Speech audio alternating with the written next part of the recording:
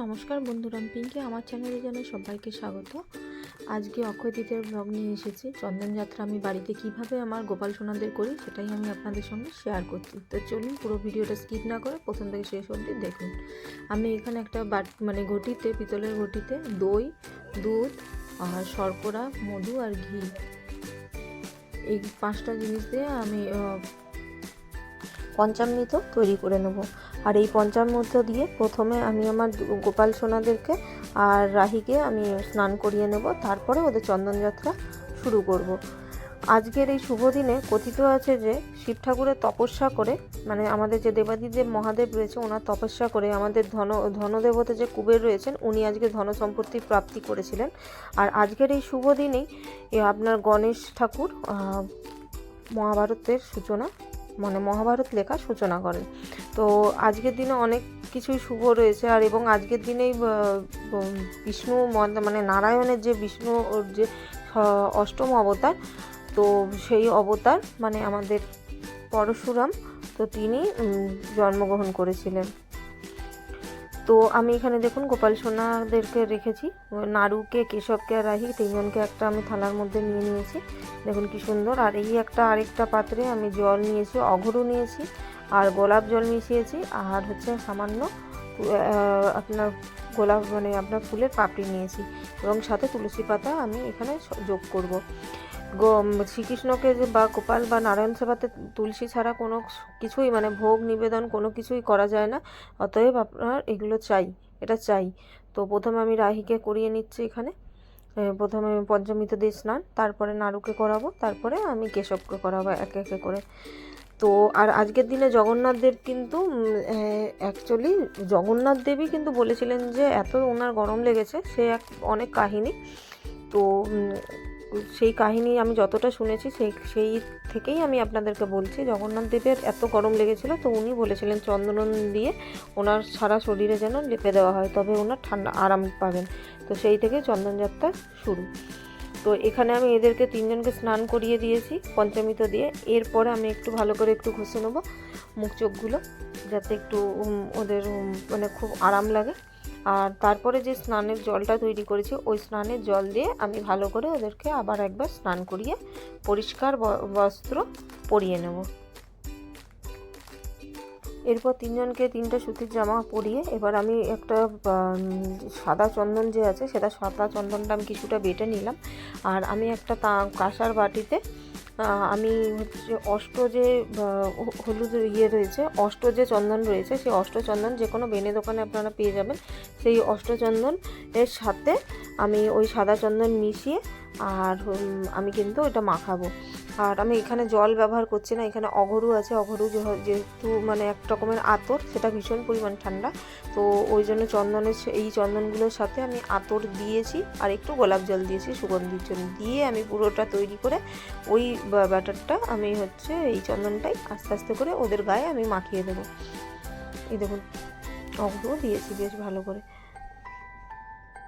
অনেকে আপনারা পুরোটা সাদা চন্দন দিয়েই তো মাখাতে পারেন ওই চন্দনযাত্রা, কিন্তু আমি এখানে যে আপনার চন্দন রয়েছে সেই চন্দন দিয়ে আমি মাখাচ্ছি, কারণ ওই চন্দনে না কালো ভাবটা আসে না।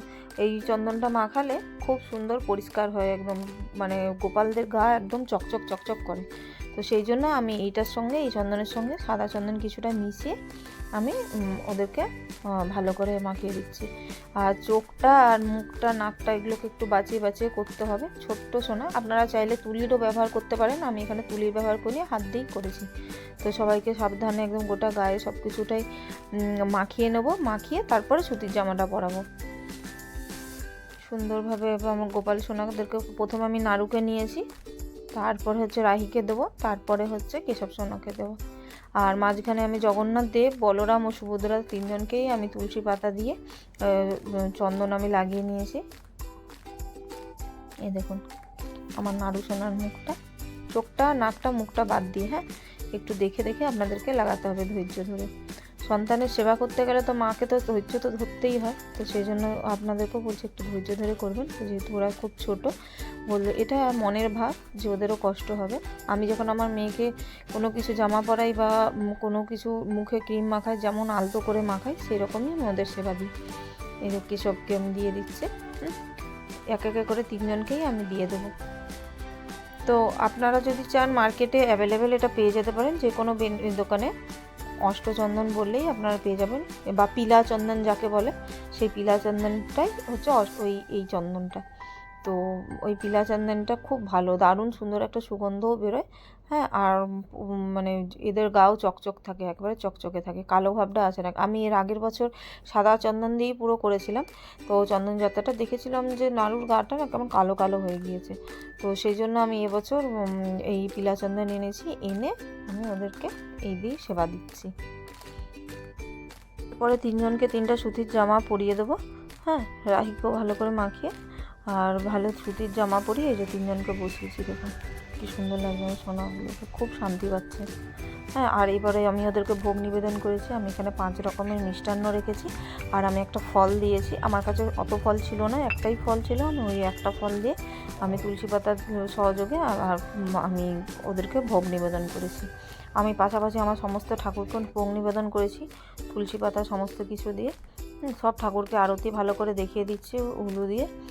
আর এদিকে প্রথমে আমি আমার যে প্রদীপ রয়েছে সে প্রদীপ দিয়ে আমি প্রদীপ দেখিয়ে দেব, তারপরে আমি ধূপ দেখাবো, তারপরে আমি বজরংবলী মানে আমি পাঠ করি, মানে হনুমান চল্লিশা যেটা হয়, হনুমান চল্লিশা পাঠ করে তারপরে আমি কর্পূর দিয়ে আরতি করে নেব।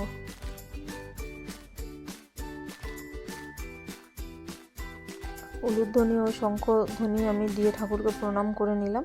ঠাকুরকে বললাম যে ঠাকুর তোমার আশীর্বাদ সারা জীবন রেখো। আর স্নানের সময় আপনাদেরকে বলা হয়নি, যখন পঞ্চামৃত ঢালবেন তখন রাধারানীর আমি মন্ত্র খুব জানি না। আমি যেহেতু রাধারানীর প্রথমবার সেবা দিচ্ছি, আমি রাধে রাধে রাধারানীকে প্রণাম করেই, আমি শুধু রাধে রাধে বলেই আমি ওদেরকে পঞ্চামৃত জল বা স্নান করাই। আর আমি এমনি যখন গোপাল সোনাদেরকে কেশব আর নাড়ুকে আমি স্নান করাই, তখন আমি বলি ওম ভগবতে বাসুদেবায় নমঃ। এরপরে আমি বজরংবলী পাঠ করে নিচ্ছি, হনুমান চালিসা পাঠ করা হয়ে গেলে দিয়ে এরপরে আমি কর্পূর জ্বালিয়ে সবাইকে সেবা দেব। গোটা ঘরটা আবার একটু দেখিয়েও নেব কর্পূরের আরতি। কথায় আছে যে কর্পূর দেখালে নাকি খুব ভালো আজকের দিনে, যেহেতু কর্পূর খুব ঠান্ডা, তো সেই জন্য।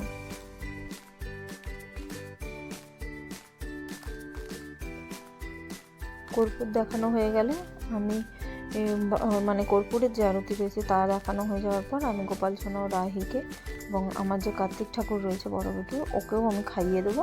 ওরা তো ছোটো, আমি ওদেরকে খাইয়ে দিই একটু একটু করে, বাকিটা ওরা পরে খেয়ে নেয়। দিয়ে খাইয়ে তারপরে আমি আমার পূজা সম্পূর্ণ করব। আর এদিকে তুলসী তলাতে আমি গিয়েও খাবার দেবো আর জল দেবো মাকে। লক্ষ্মীনারায়ণ যেহেতু বাস করে, তো সেই জন্য নারায়ণ শিলা আর তুলসী দেবী যেহেতু ওইখানে তুলসী মঞ্চে বাস করে, তো সেখানেও আমি এই প্রদীপ জ্বালাবো আর ঠাকুরকে খেতে দেবো। ফুল পূজা দিয়ে একটু পূজা অর্চনা করবো। এই যে সবাইকে খাইয়ে দিয়েছি, দেওয়া হয়ে গেলে দিয়ে আমি গোপাল আর মানে কেশব আর নাড়ুর হচ্ছে বাসিগুলোকে সাইডে রেখে দেবো, দিয়ে যাতে ওরা পরে নিজেরা বাকিটা খেয়ে নিতে পারে। দিয়ে আমি ঠাকুর ঘরে কিছুক্ষণের জন্য চলে যাব। তো বন্ধুরা, আজকের ভিডিওটা কেমন লাগলো অতি অবশ্যই জানাবেন।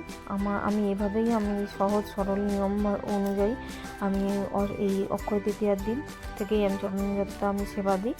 তো যদি কোনো ভুল ত্রুটি হয়ে থাকে বা আমার যদি কোনো কিছু ভুল বলা হয়ে থাকে, তাহলে অতি অবশ্যই ক্ষমা করে দেবেন। আর আমি গোবিন্দর কাছেও সেটাই প্রার্থনা করি, ঈশ্বরও আমাকে ক্ষমা করবেন। আমি আমার মনের ভাব দিয়ে যতটা পেরেছি ঠাকুরের সেবা দিয়েছি। যেহেতু আমি দীক্ষিত নয়, আমি কিন্তু বুদ্ধিস্ট, আমার মা হচ্ছে হিন্দু, তো সেইখান থেকেই আমি যতটা পারা শেখা এবং কিছুটা আমার এপাশ ওপাশ থেকে দেখে শেখা। তো আমি যেভাবে পারি সেইভাবেই আমি সেবা দিই। সন্ধে হয়ে গেলে আমি আবার যখন আসবো ওই সন্ধ্যের সময় ওদের যে গায়ে চন্দন মাখানো হয়েছে সেগুলোকে সব কিছু ভিজা কাপড় দিয়ে তুলে অন্য কাপড় পরিয়ে ওদের শয়ন দেবো। তো বন্ধুরা, নেক্সট দিন আমি আবার পঞ্চামৃত বাদ দিয়ে নর্মাল স্নান করিয়ে এইভাবেই আবার সেবা দেবো। তো ভিডিওটা আজকে এই অবধি রাখলাম, দেখা হচ্ছে নেক্সট ব্লগে। ততক্ষণ পর্যন্ত সবাই ভালো থাকুন, সুস্থ থাকুন, আর সবাইকে অক্ষয় তৃতীয়ার শুভ কামনা জানাই। প্রীতি ও শুভেচ্ছা রইল, বড়দের প্রণাম, ছোটোদেরকে ভালোবাসা দিয়ে টাটা।